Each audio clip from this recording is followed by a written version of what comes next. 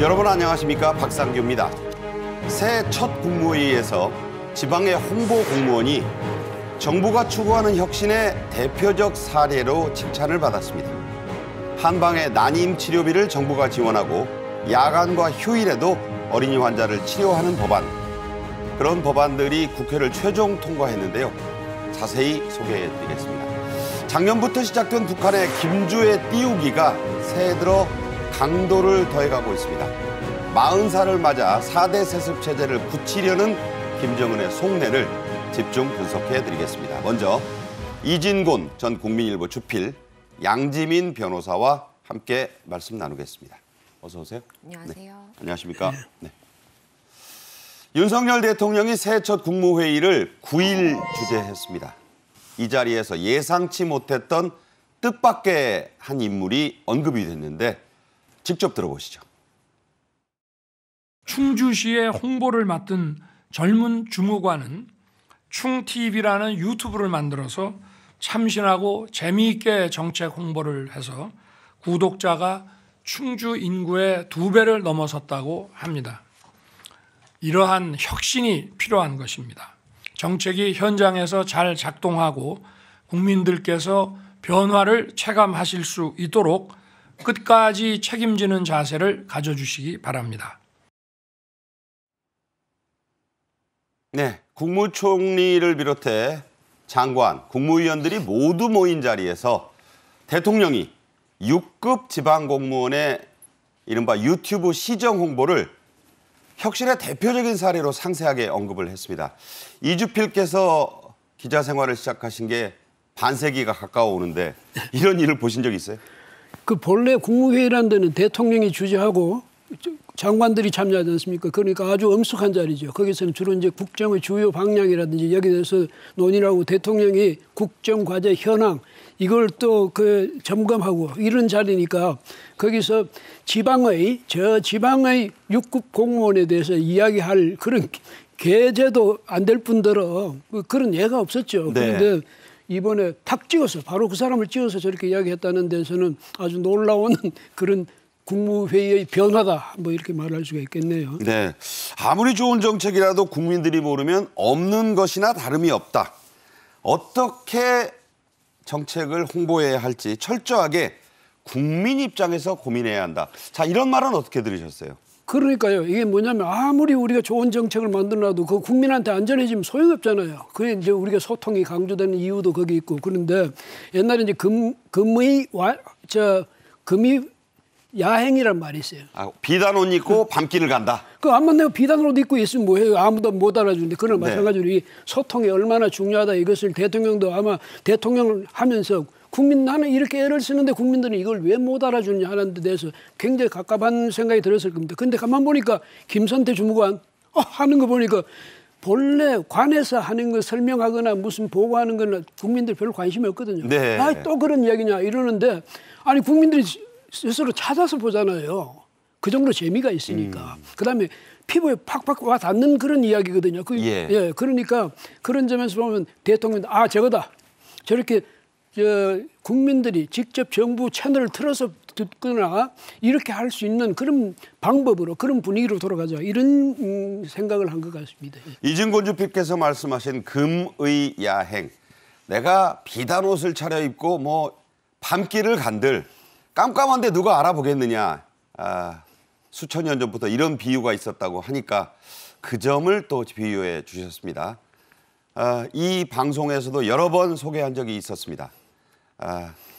김선태 주무관과 충TV 얘기인데요. 윤 대통령이 자세하게 국무회의에서 언급한 두 사람 또 충TV 성과가 자꾸 늘고 있네요.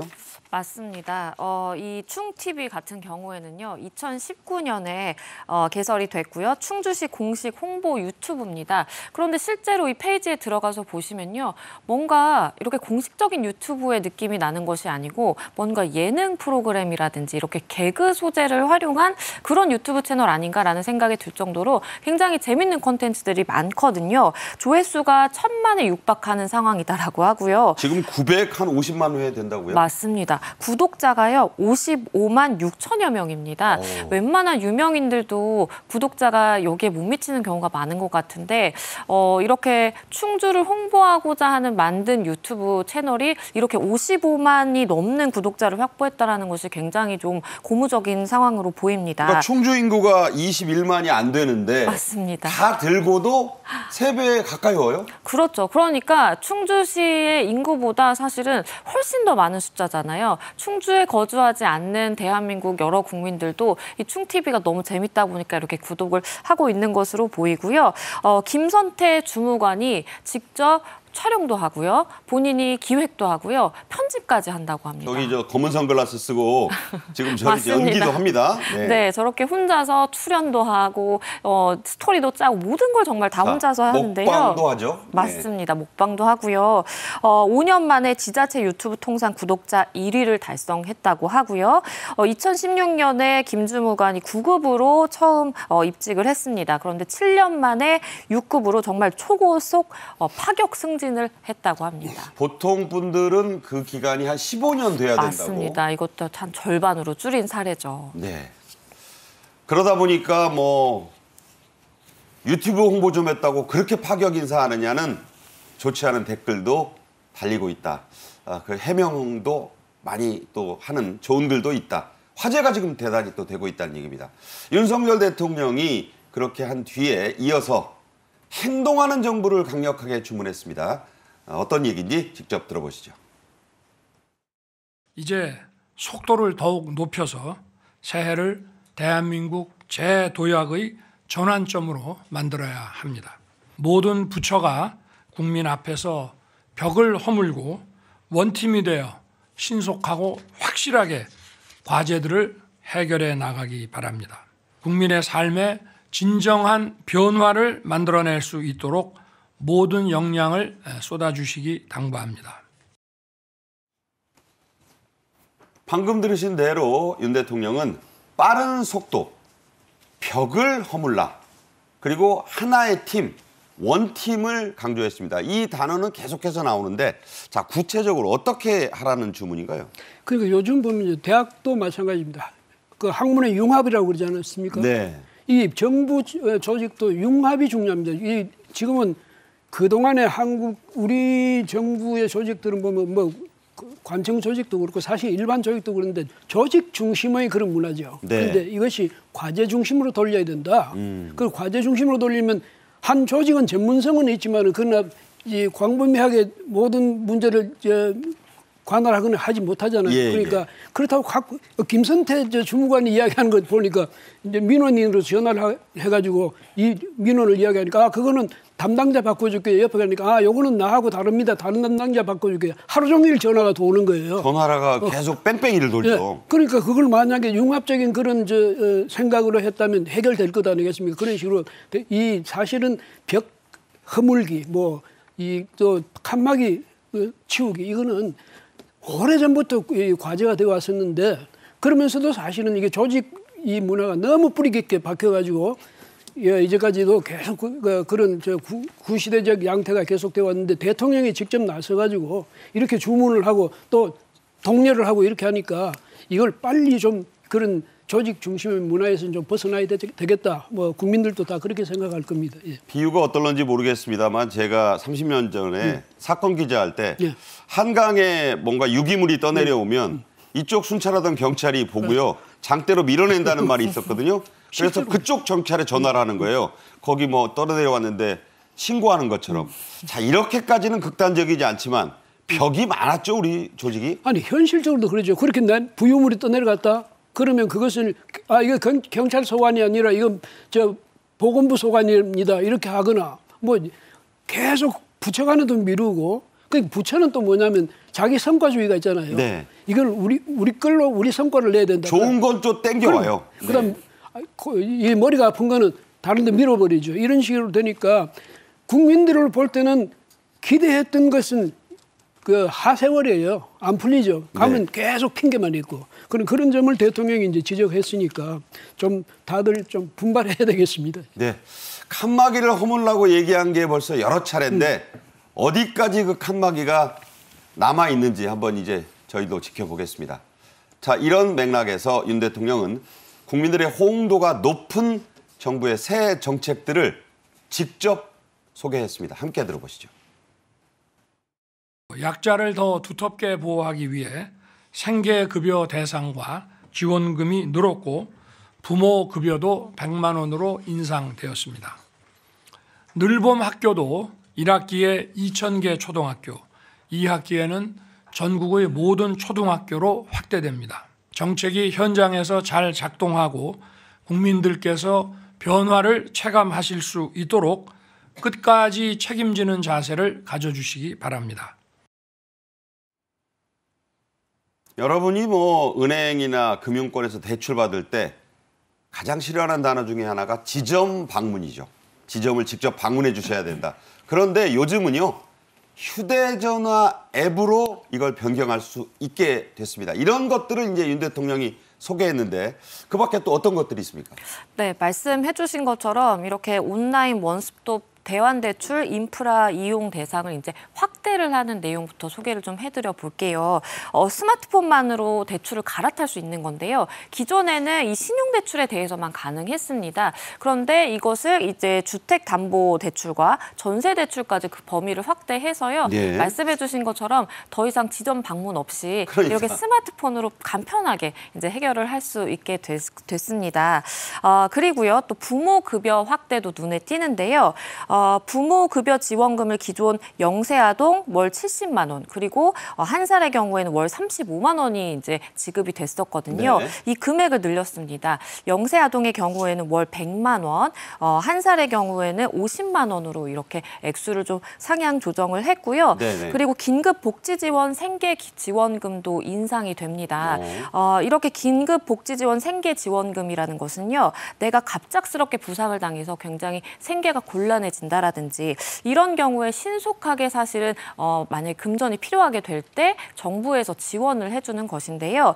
4인 가구 기준으로 현행 162만 원이 조금 넘는 액수였습니다. 네네. 그런데 이것을 183만 3,500원으로 상향 조정을 역시 했고요. 한 20만 원 가까이. 맞습니다. 네. 이렇게 상향 조정했고요. 그리고 이제 돌봄의 문제도 상당히 큰데 이 늘봄 학교라고 해서 초등학생들을 대상으로 정규 수업 시간이 끝난 이후에도 이렇게 방과 후 수업을 무료로 할 수 있는 프로그램이 일부 학교에 대해서만 원래 시행이 됐습니다. 그랬죠? 그런데 이걸 점차적으로 늘려서 아마 내년 2학기 정도에는 전국을 대상으로 이렇게 늘봄 학교를 운영하겠다라는 계획을 만들었고요. 일단 1학기에 대통령이 2,000개 초등학교로 한다. 네, 맞습니다. 이 늘봄 학교의 경우에는 하루 2시간 안팎으로 무상으로 이용을 할 수 있기 때문에 이렇게 워킹맘들에게 사실은 이제 방과 후에 아이들이 뭔가 돌봄을 받을 수 있는 장소 제공이 된다라는 점에서 굉장히 많은 호응이 좀 있을 것으로 보입니다.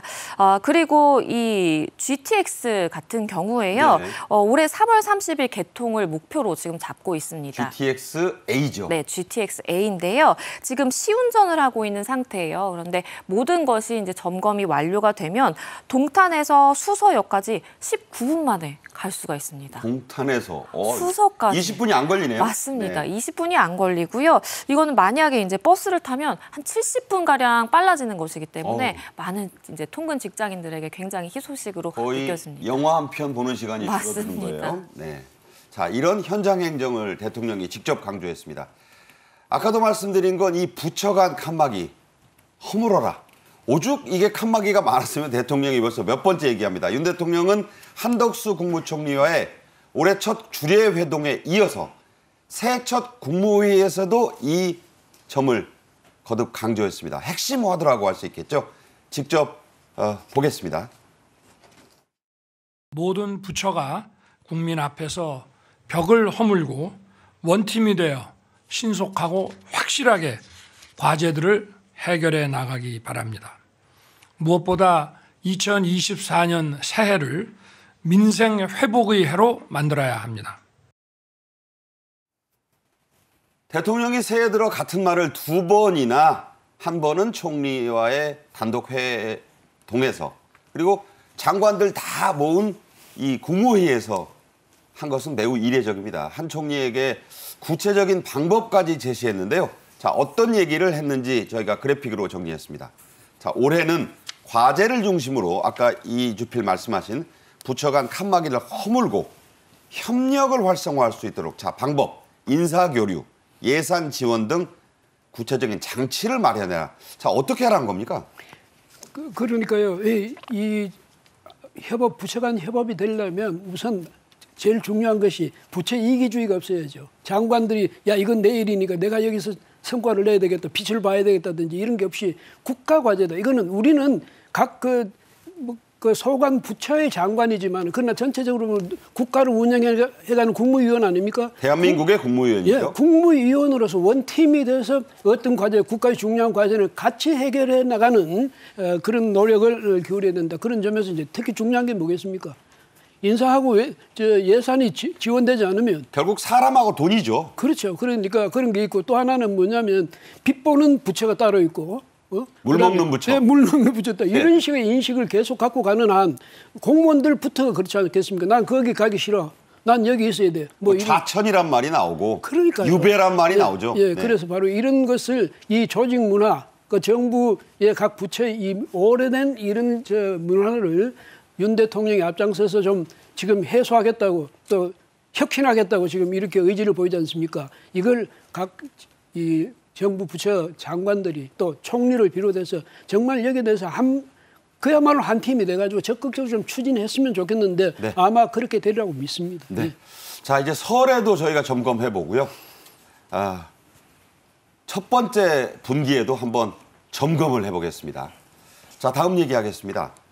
싸우지 않으면 이상했던 게 여의도 국회입니다. 그야말로 싸움으로 나를 지샜다고 해도 과언이 아닌 여야가 참으로 오랜만에 민생 법안들을 9일 본회의에서 여야 합의로 통과시켰습니다. 자, 많아요, 내용들이. 간추려 주시죠. 네, 우선 개식용방지법이 통과가 됐습니다. 네. 사실 작년 11월부터 추진됐던 이 법안인데요. 본회의를 통과를 했고요. 찬성이 208표인 것을 감안하면 사실은 모두의 동의를 얻어서 이렇게 통과를 했다. 반대가 없어요. 맞습니다. 네. 반대가 전혀 없었고요. 내용은요. 식용 목적으로 개를 도살하는 경우에 3년 이하의 징역 또는 3천만 원 이하의 벌금에 처하는 내용이 담겼고요. 또 역시 식용을 목적으로 개를 사육한다라든지 유통하게 되면 2년 이하의 징역 또는 2천만 원 이하의 벌금에 처해지는 내용이 담겼습니다. 뜬장에서 기르거나 사고 팔면 그렇다는 거죠? 맞습니다. 그렇게 되면 이제 처벌이 되는 것이고요. 일단은 처벌의 경우에는 유예 기간은 3년을 둬서 2027년부터 실제 처벌이라든지 단속이 이루어지게 됩니다. 그리고 이 한방 난임 치료비 정부 지원 법안도 역시 통과가 됐는데요. 한방이에요? 맞습니다. 기존의 이 난임 시술의 경우에는 정부 지원금이 일부 존재했는데요. 이 범위를 더 넓혀서 한방 난임 치료에 대해서도 치료비를 지원하는 그런 내용으로 보시면 될 것 같고요. 그리고 요즘에 이제 소아과 대란이 정말 심하잖아요. 그렇죠. 소아과를 갈 수가 정말 없거든요. 야간 휴일 소아 환자 진료기간 지정 지원 법안도 통과가 됐습니다. 이거 아주 필요한 거죠? 맞습니다. 그래서 아마도 의료 수가라든지 일부 조정을 통해서 정부 지원을 받을 수 있게 될 것으로 보이고요. 그리고 의사들의 이 향정신성 의약품을 남용한다라든지 아니면 과다하게 처방하는 것이 사회적으로 굉장히 문제가 됐는데요. 셀프 처방이라고도 했죠? 맞습니다. 스스로 셀프 처방을 한다라든지 아니면 나와 같이 뭔가 이러한 약물에 중독된 중독자에게 처방을 한다라든지 이런 것이 굉장히 문제가 되다 보니까 이 셀프 처방 금지 법안 역시 통과가 됐습니다. 그리고 유치원이라든지 특수학교 또 초중고 기숙사에 스프링클러 의무 설치법도 통과가 됐습니다. 불나면 요새 안타까운 사고 너무 많잖아요. 맞습니다. 반드시 스프링클러 설치해라. 맞습니다. 이런 기관들에 대해서 의무적으로 이제 스프링클러를 설치를 해야 하고요. 그리고 또 눈에 띄는 것은 한국판 나사 우주항공청 설치법도 여야 합의로 본회의를 통과를 해서요. 일단은 뭐 뉴스에 나오는 것으로는 인재를 영입을 할 때 뭐 연봉에 제한을 두지 않는다. 뭐 이런 이야기도 나오더라고요. 굉장히 좀 많은 사람들의 관심을 받는 그런 법안이었습니다. 네, 자 이런 것들 여야가 진작 통과시킬 수 있었던 것들이고요. 그렇죠. 이견이 없었으니까. 그런 법안이 아직도 많이 남아있다고 하니까 빨리빨리 총선은 총선이고 정쟁은 정쟁이고 민생은 민생입니다. 자, 그런 생각도 하면서 다음 얘기하겠습니다. 국가안보실이 10일부터 변경된 직제로 업무를 보기 시작했습니다. 자, 특징 1, 2차장 외에 3차장을 신설했습니다. 경제안보, 사이버안보 비서관을 산하에 둘 뒀는데 자, 왜 이렇게 한 건가요? 사실은요, 지금 디지털 혁명의 시대라고 그러잖아요. 그러고는 또 AI의 시대라고 그러는데 이렇게 이쪽 방향으로 경제도 그렇고 산업 구조적으로도 그렇지만 산업 기술적으로도 엄청스러운 변화가 지금 있고 발전이 있거든요. 그렇죠. 이런데 우리가 미처 대처하지 못하면 안 되는 거고 또 하나는 뭐냐면 사실 경제 문제라든지 그중에서도 과학기술이라든지 이런 문제, 사이버 이런 문제는 사실은 어쩌면 경제적인 분야보다는 안보적 측면에서 더 강조돼야 될 문제예요. 아, 예. 예.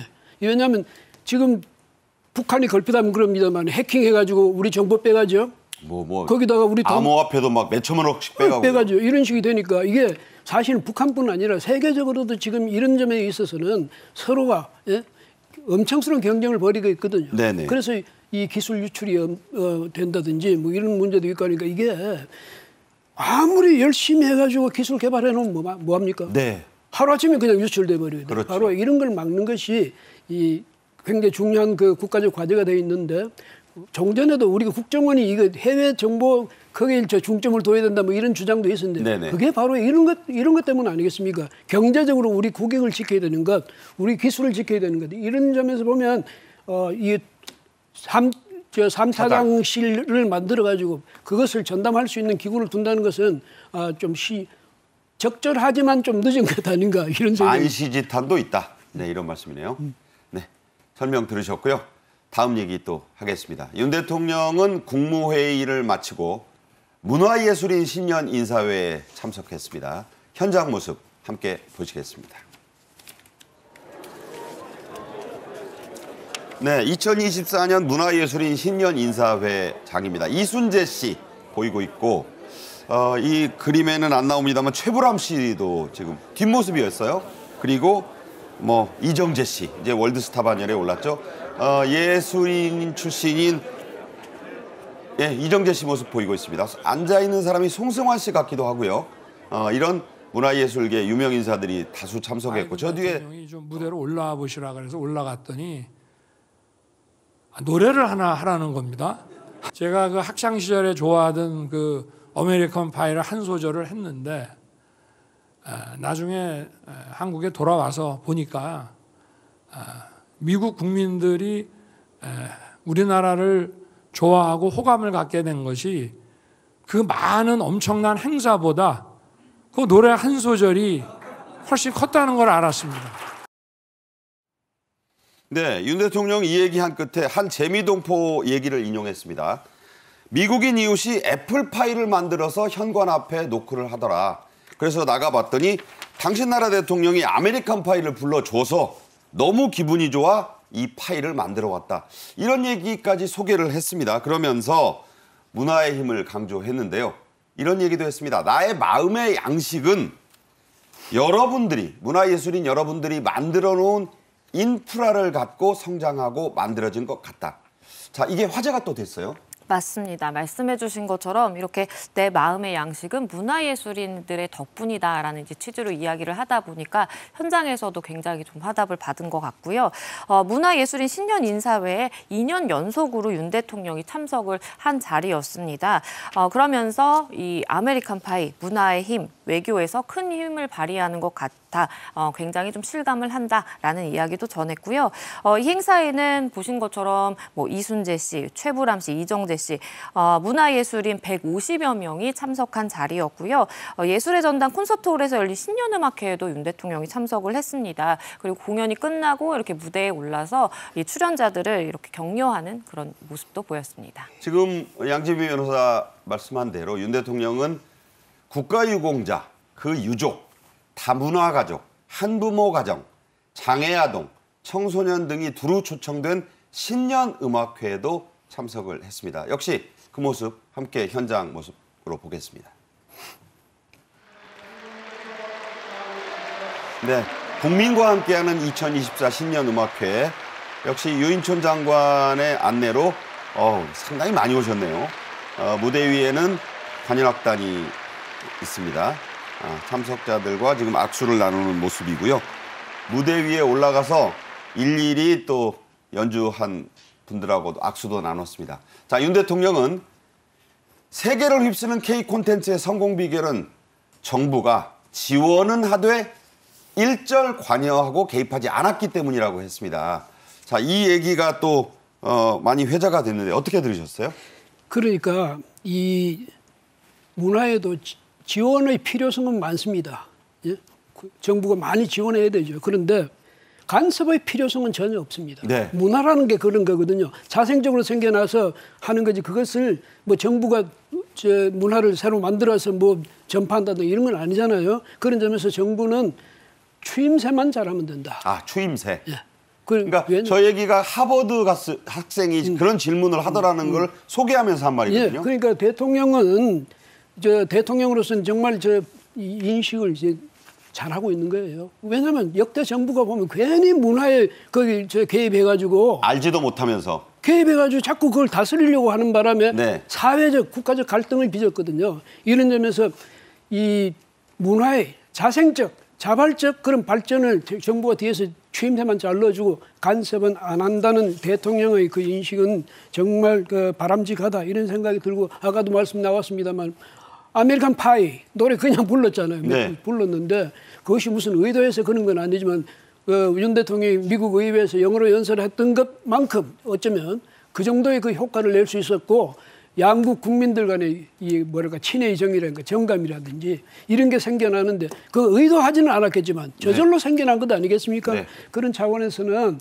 정말 이 문화에 대한 정부의 대통령으로부터 전체 정부의 그 인식이 바뀐다. 굉장히 바람직한 현상이라고 생각됩니다. 네. 문화의 힘은 여러분들이 보시는 K 콘텐츠, 어제 소개한 K 웹툰의 활약 등에서 확인하실 수 있습니다.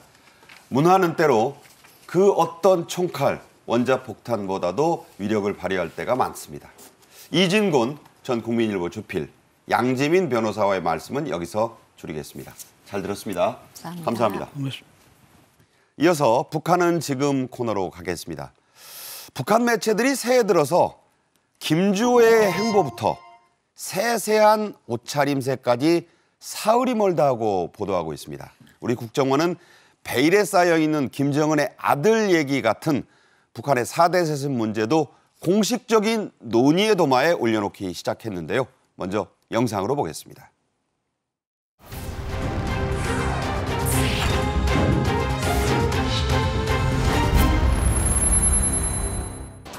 존경하는 자제분께서 동행하셨습니다. 리란 동지, 전현철 동지, 오수영 동지.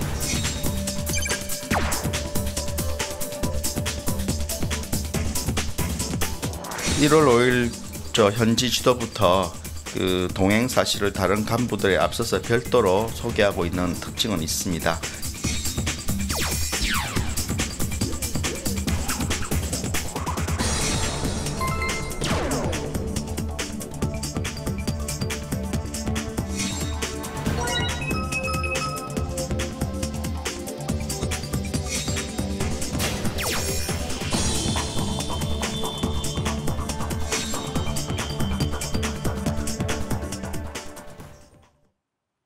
네, 오늘도 고영환 통일부 장관 특별보좌역 모시고 말씀 나누겠습니다. 어서 오세요. 안녕하십니까. 네. 국정원이 김정은과 딸 주혜의 공식 석상 등장을 본격적으로 분석하고 있는 듯합니다.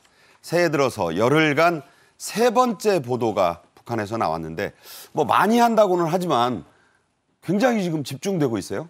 그러니까 작년부터 시작해서 이제 집중적으로 나오기 시작을 했고 올해만 벌써 지금 10일인데 세 번이 나왔어요. 김주혜가. 네, 그야말로 사흘거리. 사흘거리로 그러니까 뭐 신형공연도 나오고 뭐 미사일 발사대 공장도 가고 뭐 닭공장도 가고 왜 저렇게 많이 나오는지 모르겠는데 어쨌든 김주혜를 띄우는 것은 틀림없어 보입니다. 네, 특히 경제 분야 뭐 미사일 쏘는데 데려가서 보여주고 한 거는 작년에 뭐 23번 중에 19번 있다고 했지만 경제 분야 현장, 닭공장까지요.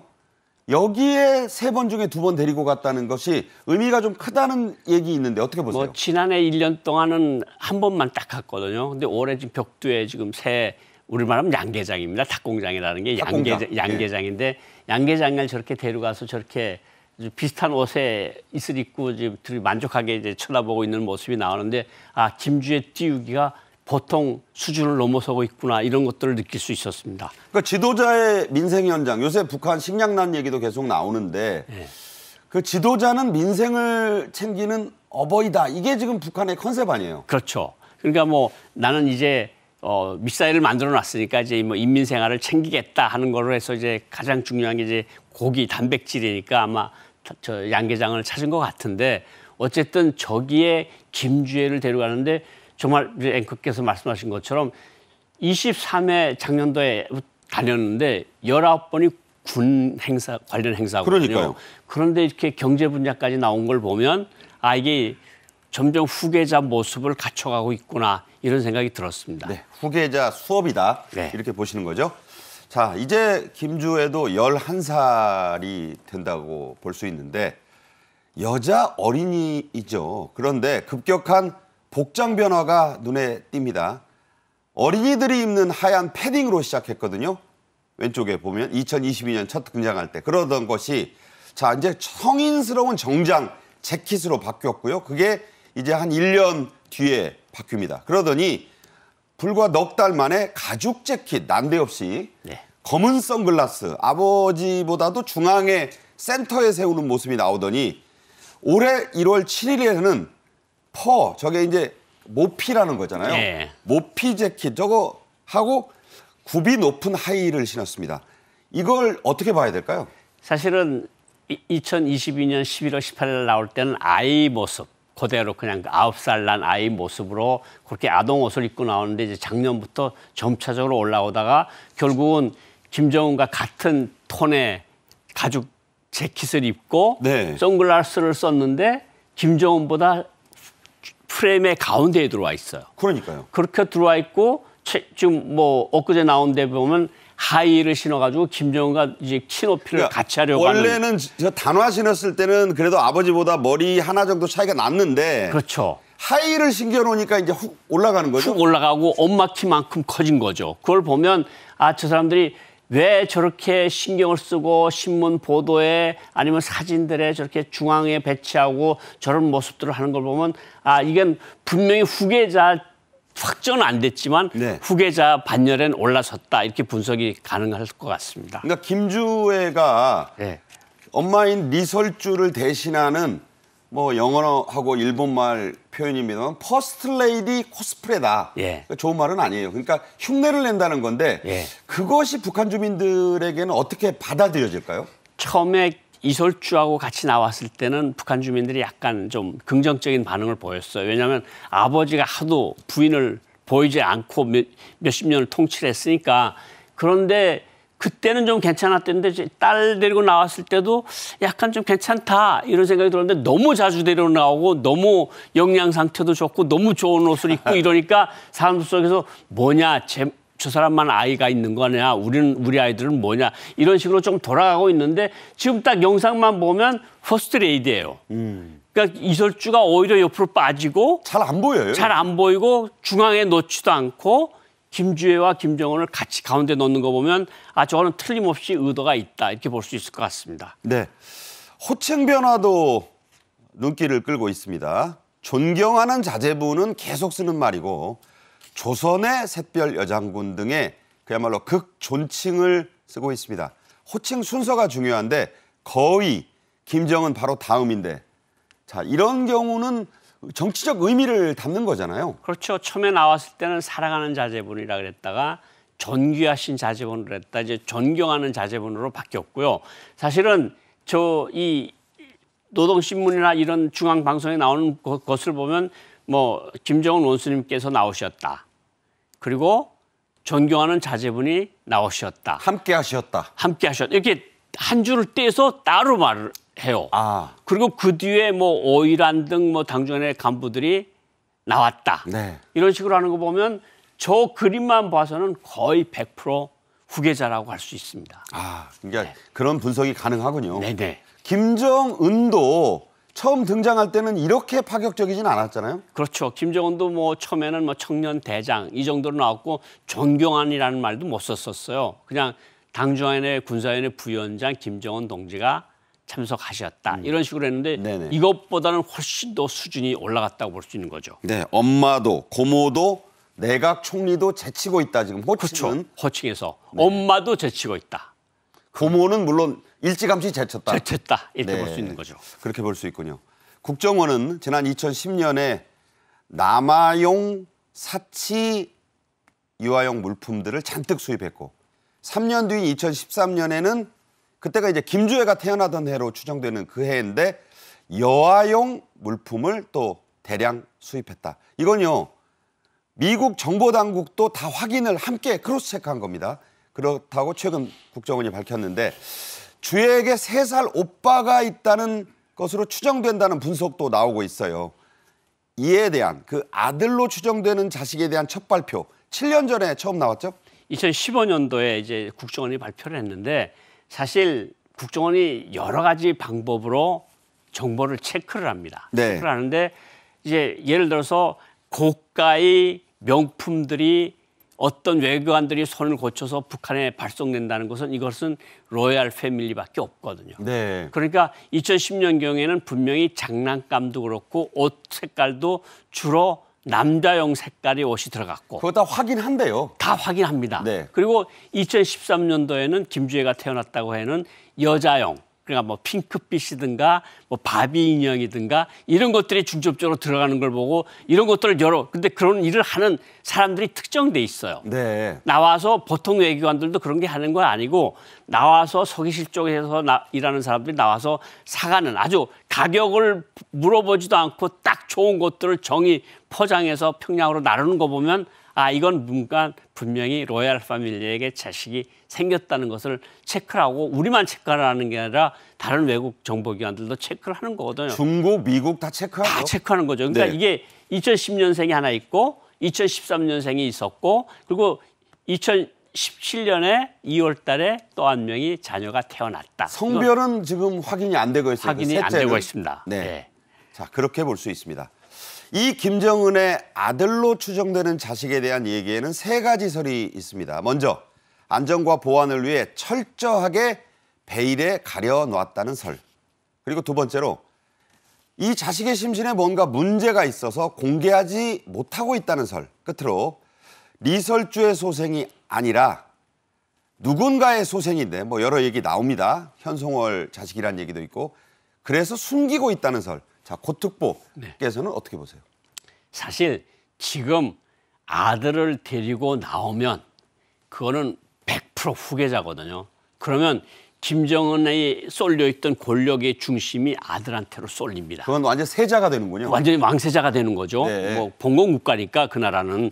그런데 지금 딸을 데리고 나와서 지금 여러 가지 추측들이 나오는데 이제 앵커님께서 말씀하신 그 3가지 설이 우리가 전한 것이 아니고 네. 북한이 진원지입니다. 아, 그러니까 현송월의 아이다, 첫째 아이가 문제가 있다, 뭐 또 아들도 아닐 수가 있다. 네. 여러 가지 말들이 평양에서 흘러나오는 거거든요. 아하. 그래서 그것들을 지금 분석들을 하고 있는데 정말 북한 사람들도 많이 헷갈려하는 아 진짜 후계자인가? 후계자가 맞나? 네. 이런 이야기들이 다 평양에서 흘러나오는 얘기가 서울까지 나온 겁니다. 네, 그렇군요.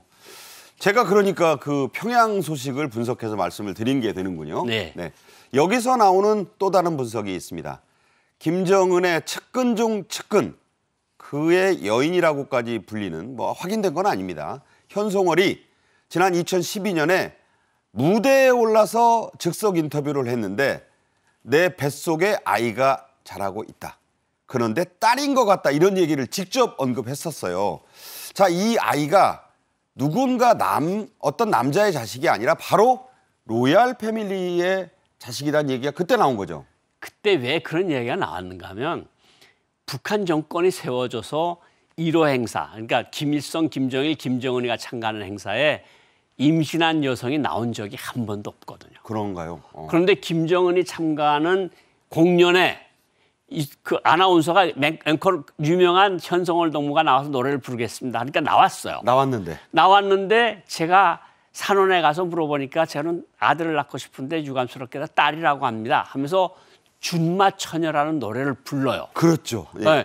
그러면서 북한의 말이 아니 보통 여자가 임신한 상태에서 노래를 지도자 앞에서 부른다고 감히 어디라고 내 임신 사실을 말한다. 그러니까 이제 북한에서도 이것도 평양에서 나온 소식입니다. 네. 그러니까 이게 그때 임신한 자식이 김정은의 아들이나 딸이라는 설이 지금까지 존재를 하고 있는 겁니다. 우리가 앞서 나눈 누군가 2010년생 아들, 네. 2013년생 김주혜, 2017년생 딸 말고 네.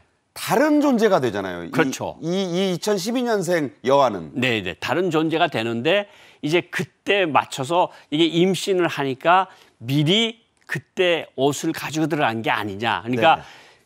뭐 이런 이야기까지 평양에서 흘러나오는데 사실 아들인데 많은 사람들한테 뭔가 다른 것을 보여주기 위해서 딸이라는 것을 미리 말하지 않았나. 위장이다. 그러니까 평양 산원에서도 이게 아들이면 아들이 아니고 딸이면 지우려고 하는 그런 것들이 많아서 아하. 간별을 잘 안 해줍니다. 그렇군요. 그런데 저게 배 안에 있는 애가 딸이라고 이야기한 것도 뭔가 의미심장한 뜻이 있는 것이 아니냐.